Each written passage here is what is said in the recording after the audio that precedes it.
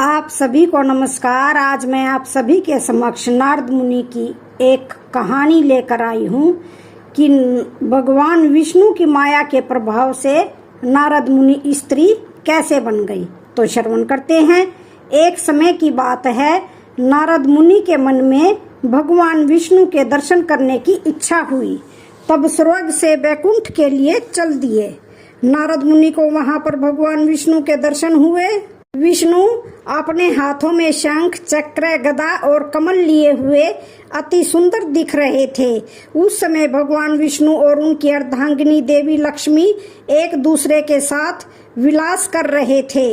नारद मुनि को आते देख देवी लक्ष्मी उस स्थान से उठकर चली गई।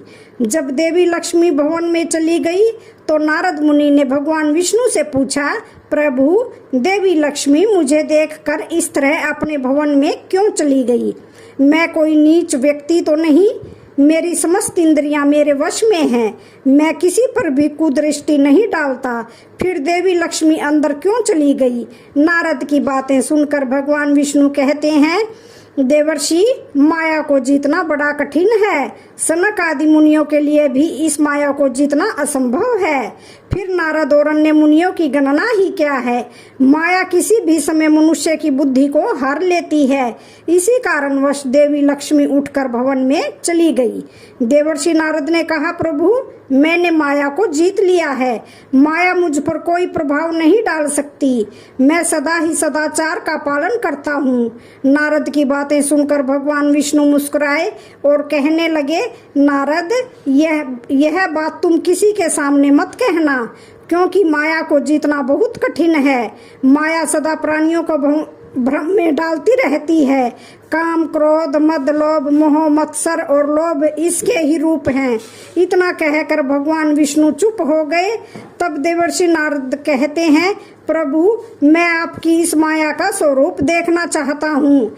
यदि आप मुझ पर प्रसन्न हैं तो कृपा करके मुझे अपनी इस माया का वास्तविक रूप दिखाइए, क्योंकि इसे देखने और जानने की इच्छा मेरे मन में उत्पन्न हो गई है।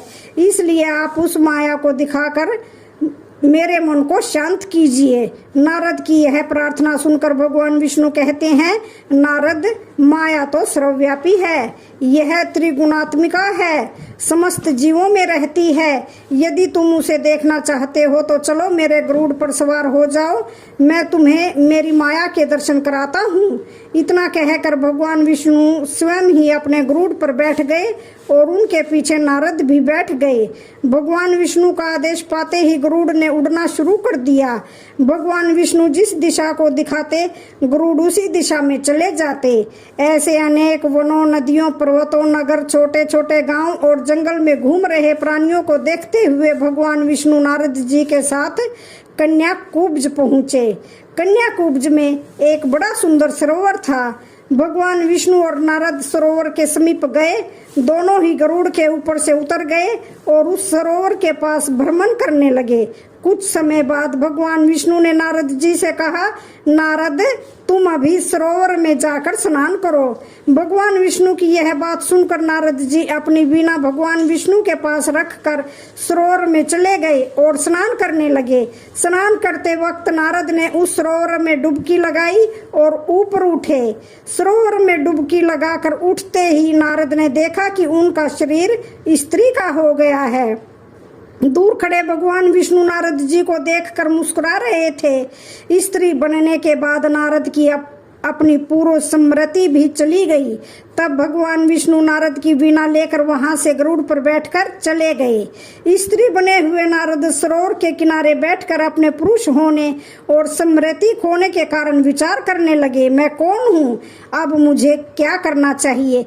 कहाँ जाऊं? स्त्री रूपी नारद ऐसा विचार कर रहे थे। उस समय सरोवर के तट पर तालध्वज नाम के एक राजा अपनी सेना सहित पधारे। बहुत ही सुंदर और आकर्षक स्त्री रूपी नारद को देखकर तालध्वज ने पूछा, देवी, तुम कौन हो? तुम्हारे पिता कौन हैं? पति कौन है? और तुम यहाँ पर क्या कर रही हो? तालध्वज की बातें सुनकर स्त्री रूपी नारद कहते हैं, मुझे पता नहीं मैं कौन हूँ और कहाँ से आई हूँ। इस समय मेरा कोई भी रक्षक नहीं है। तब तालध्वज ने कहा, देवी, तुम मेरे साथ मेरे महल में चलो, मैं तुम पर मोहित हो गया हूँ और तुम्हें अपनी पत्नी बनाना चाहता हूँ। तालध्वज की बातें सुनकर स्त्री रूपी नारद भी उसके महल को जाने के लिए तैयार हो गए। तालध्वज स्त्री रूपी नारद को अपने महल में ले गए और एक शुभ मुहूर्त देखकर उनसे विवाह कर लिया। इसके बाद तालध्वज और स्त्री रूपी नारद दोनों ही अनेक स्थानों पर भ्रमण करते हैं और एक दूसरे के साथ समय व्यतीत करते हैं। इस तरह 12 वर्ष बीत जाने के बाद स्त्री रूपी नारद के गर्भ से एक पुत्र उत्पन्न हुआ, जिसे देखकर स्त्री रूपी नारद अति प्रसन्न हुए। अब उनका समय पुत्र के लालन पालन में ही जाता था। इस तरह कई वर्षों में नारद ने 12 पुत्र उत्पन्न किए। यह सारे पुत्र बड़े हो गए और नारद ने अपने सारे पुत्रों का विवाह कर दिया। घर में पुत्र वधू को देख अति प्रसन्न हुए। उस समय नारद अपने वास्तविक रूप को पूरी तरह से भूल गए थे। इस तरह माया के प्रभाव में पड़कर स्वयं को ही भूले हुए देवर्षि नारद के कई पुत्र और पुत्रियां भी हुई। स्त्री रूपी नारद कभी तो अपने बड़े परिवार को देखकर बहुत खुश रहते और उनमें से कुछ को जब कोई पीड़ा होती तो स्वयं भी पीड़ा भोगते। एक समय की बात है, तालध्वज के राज्य के पड़ोस के राजा ने उनके राज्य पर आक्रमण कर दिया। तब स्त्री रूपी नारद के पुत्र और पौत्र भी युद्ध में गए। उस युद्ध में देवर्षि नारद के सारे पुत्र और पौत्र मारे गए। तब नारद स्वयं ही युद्ध भूमि में जाकर अपने उन पुत्रों को खोने के कारण विलाप करने लगे। राजा तालध्वज भी उनके साथ थे और वे भी बड़े दुखी थे। इस तरह माया से ठगे गए स्त्री रूपी नारद उन पुत्र और पौत्रों की मृत्यु के कारण उस युद्ध भूमि में रो रहे थे। स्त्री रूपी नारद को युद्ध भूमि में यूं रोते हुए देखकर भगवान विष्णु एक ब्राह्मण के रूप में वहां आकर उन्हें समझाते हैं, देवी तुम क्यों रोती हो? संसार में मृत्यु तो सभी की होती है, इसलिए शोक नहीं करना चाहिए। इस संसार में ना तो किसी का कोई पुत्र है, ना कोई किसी का पिता है, ना कोई किसी की माता है। ये सब रिश्ते नाते माया के हैं। अपने दुख को छोड़कर तुम इनकी अंतिम क्रिया करने का कार्य करो।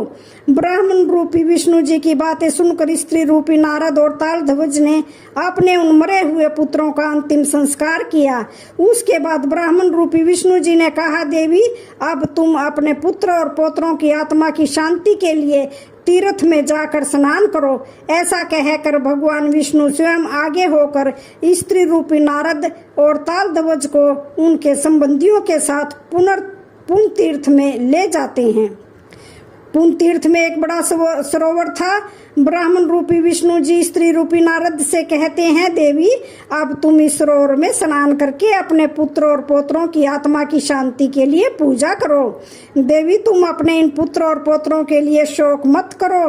तुम्हारे ना जाने कितने जन्म हो गए हैं। उन करोड़ों जन्मों में तुम्हारे करोड़ों पति, करोड़ों पुत्र और पुत्री रहे होंगे।